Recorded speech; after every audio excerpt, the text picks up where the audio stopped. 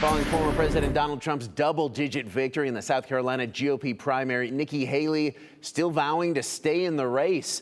That as the spotlight now shifts to the Michigan primary tomorrow.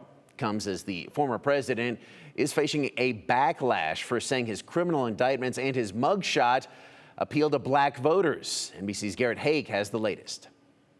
This morning, former President Trump one step closer to securing the Republican nomination following his double-digit victory in South Carolina. Wow, that is really something. This was a little sooner than we anticipated.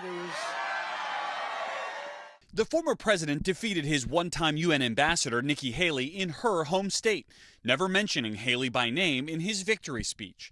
Instead, focusing on his potential rematch with President Biden. We're going to look at Joe Biden, and we're going to look him right in the eye. He's destroying our country, and we're going to say, Joe, you're fired. Haley, campaigning in Michigan ahead of tomorrow's primary, is vowing to fight on.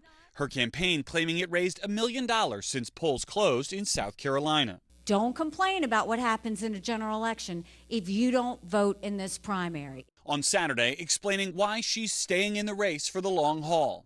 I'm not giving up this fight when a majority of Americans disapprove of both Donald Trump and Joe Biden. While the Trump campaign attempts to shift its attention to November, Mr. Trump is facing a fierce backlash over his remarks to a group of black conservatives last Friday, saying his 4 criminal cases appeal to black voters. And then I got indicted a second time, and a third time, and a fourth time.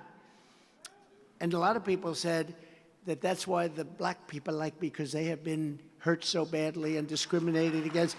Later, invoking his mugshot taken after his arrest in Georgia. You know who embraced it more than anybody else? The black population. It's incredible. You see black people walking around with my mugshot. You know, they do shirts and they sell them for $19 a piece. Haley says the former president's remarks are more evidence he cannot win a general election. It's disgusting. That's the chaos that comes with Donald Trump. That's the offensiveness that's going to happen every day between now and the general election.